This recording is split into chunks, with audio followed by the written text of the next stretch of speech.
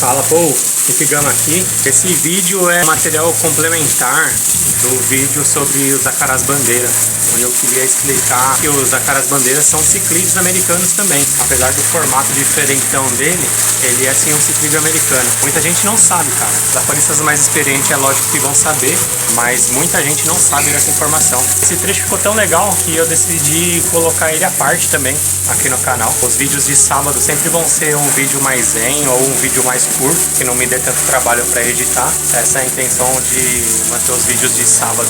E é uma informação bem bacana, cara. Assiste aí, curte e já sabe, né? Curte, se inscreve, compartilha, aquela coisa toda. Beleza? Curte aí.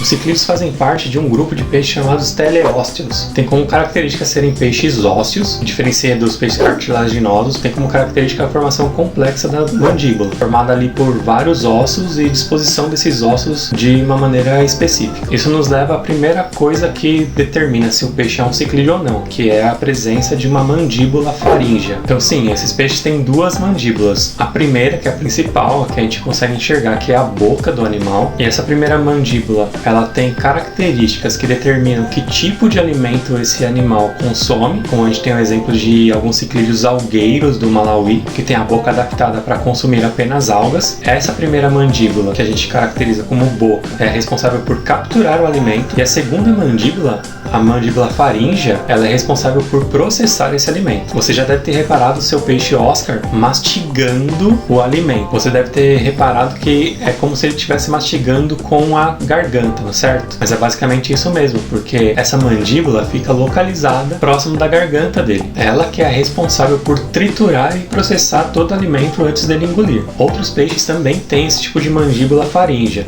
Só que a disposição, formatação dos ossos e a funcionalidade dela nos ciclídeos é o que determina uma especiação deles. Somente os ciclídeos têm essa mandíbula formatada desse jeito, com essas funções específicas. Os dentes presentes nessas mandíbulas faríngeas são correspondentes também à alimentação que esse peixe consome, podendo existir ali uma espécie de molar, ou um tipo de lixa, ou alguns dentinhos pontiagudos. Depende do que esse animal consome. A formatação dos dentes dessa parte corresponde à sua alimentação. Outra característica dos ciclídeos é a mandíbula protrátil, o que também a gente consegue observar em outros peixes. Por exemplo, as carpas têm mandíbula protrátil. Mas, de novo, a conformidade, a disposição dos ossos para formar essa mandíbula é o que determina se ele é um ciclídeo ou não. A gente pode reparar quando o Oscar vai se alimentar que ele faz um movimento onde ele projeta a sua mandíbula de uma forma e cria um vácuo que engole o seu alimento em milésimos de segundo.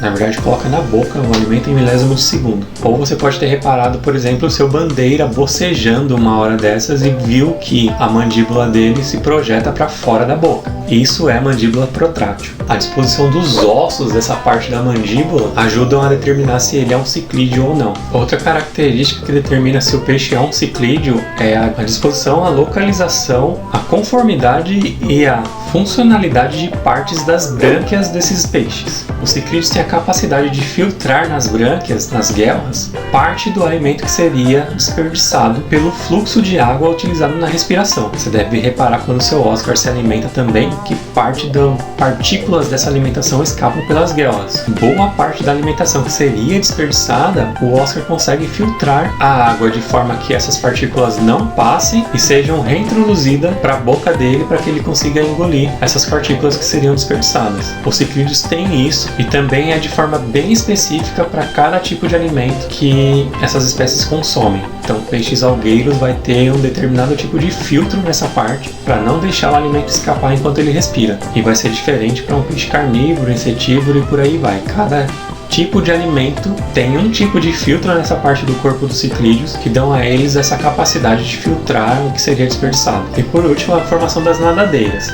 Eles têm presente apenas uma nadadeira dorsal, sustentada por espinhas, a presença de nadadeiras ventrais bem proeminentes e a formação das espinhas, o desenho de cada espinha que vai sustentar essas nadadeiras também determinam se o peixe é um ciclídeo. Mas como eu disse, essas características externas são presentes em vários outros peixes de outras espécies. Mas o que exclui esses peixes dos ciclídeos ou integra eles em outros grupos é a presença ou ausência de algumas dessas características. Por exemplo, com tudo isso que eu descrevi, você pode dizer que o beta seria um ciclídeo então, certo? Errado.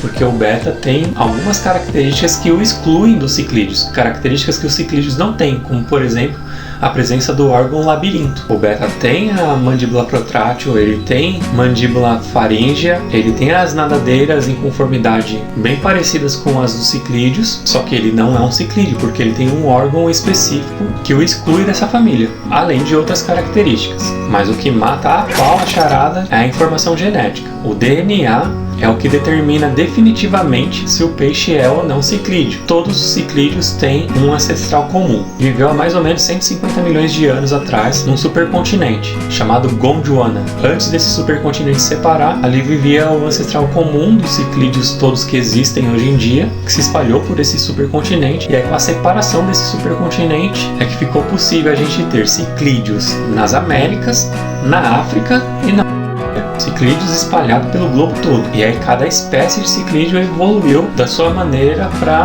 viver da forma que vivem hoje. Na gravação desse vídeo eu usei como referência alguns artigos científicos.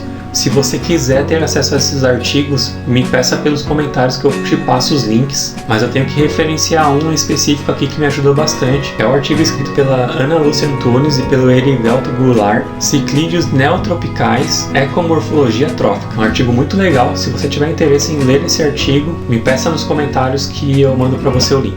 E aí galera, curtiu? Um monte de informação legal, né? Ajuda a entender um montão de coisa, questões de alimentação, tudo mais, né? Espero que vocês tenham curtido. Não esquece de curtir, comentar aí, deixar suas dúvidas. Se você quiser o link aí do material, é só me chamar no comentário aí que eu mando. E é isso aí, falou!